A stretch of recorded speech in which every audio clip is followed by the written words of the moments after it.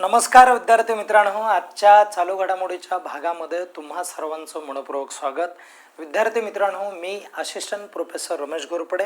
या ठिकाणी आपण पहिला प्रश्न हा आजच्या भागामधला बघणार आहोत, जो चालू घडामोडीच्या निगडीत असणार आहे. भारतात दरवर्षी राष्ट्रीय तंत्रज्ञान दिन हा जो आहे हा कोणत्या दिवशी साजरा केला जातोय? आणि APJ अब्दुल कलाम यांनी याच तारखेला भारतामधलं जे अग्नी नावाचं जे काय क्षेपणास्त्र आहे त्याचं परीक्षण केलेलं होतं, विकसित केलेलं होतं आणि ती तारीख होती 11 मे. मग या तारखेचं महत्त्व आपण विचारात घेऊन प्रामुख्याने तंत्रज्ञान दिन हा जो आहे हा राष्ट्रीय पातळीवर साजरा करण्याचं जे काय महत्त्वाचं काम आहे ते या दिवशी केलं जात आहे. ओके, या अगोदर आपलं बोलणं झालं होतं त्या प्रश्नाविषयी. भारतातले पॅडमॅन व्यवस्थित समजून घ्या. भारताचे म्हटलंय, भारताचे पॅडमॅन म्हणून ओळखल्या जाणाऱ्या अरुणाचलम मुरुगनाथम, व्यवस्थित नाव समजून घ्या, अरुणाचलम मुरुगनाथम यांना कोणत्या वर्षाच्या नोबेल शांतता पुरस्कारासाठी नामांकित करण्यात आलेला आहे? तर 2026च्या पुरस्कारासाठी काय केलेलं आहे? नामांकन दिलेलं आहे. इथे लिहिलंय मी, बघा व्यवस्थित समजून घ्या. ही built low cost sanitary pad, अतिशय कमी दरामध्ये हे सॅनिटरी पॅड विकायचे.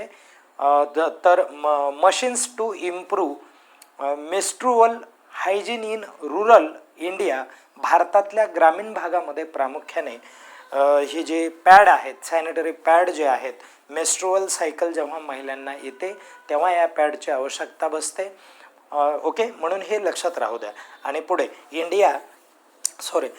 इंडिया भारतामध्ये आणि and his mission reportedly earned him a Nobel Peace Prize nomination, यांच्या कामाची दखल घेतली आहे आणि दखल घेऊन त्यांचं जे नामांकन आहे हे नामांकन आपण केलेलं आहे. आता आपण पुढे जाऊयात, नंतरचा प्रश्न बघूयात.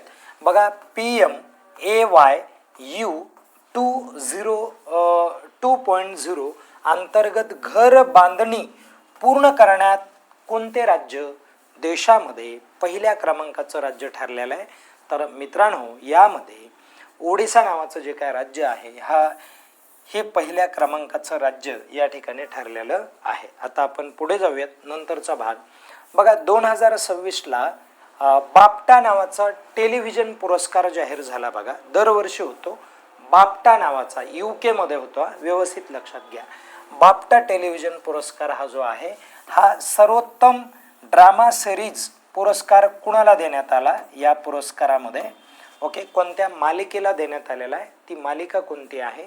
तर त्याचं करेक्ट उत्तर आहे कोड ऑफ सायलेन्स नावाची मालिका आहे आणि त्या मालिकेला हा जो पुरस्कार आहे हा पुरस्कार दिलेला आहे. बाफ्टा TV अवॉर्ड विनर्स आहे बरं का, म्हणजे जे छोट्या पडद्यावरती काम करणारे लोक आहेत अशांसाठी हा पुरस्कार दिलेला आहे. आपण पुढे जाऊयात मित्रांनो.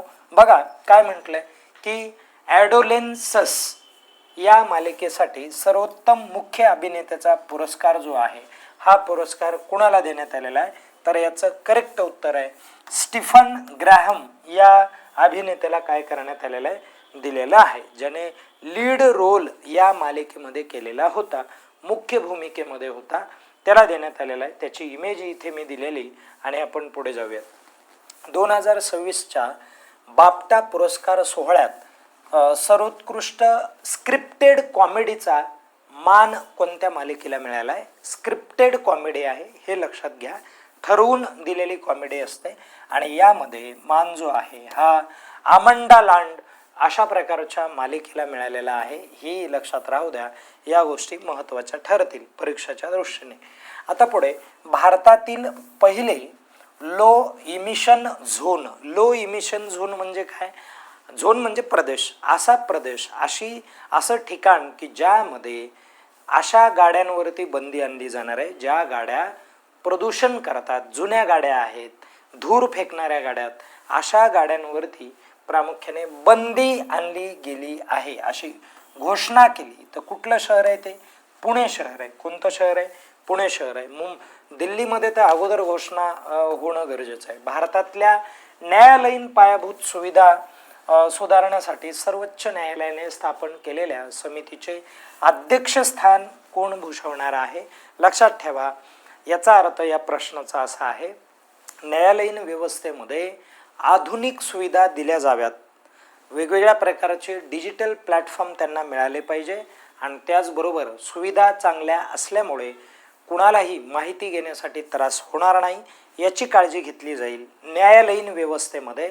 मग त्यासाठी एक समिती गठीत करण्यात आली. कुणाच्या अध्यक्षतेखाली? तर न्यायमूर्ती अरविंद कुमार यांच्या अध्यक्षतेखाली ही समिती गठीत करण्यात आली.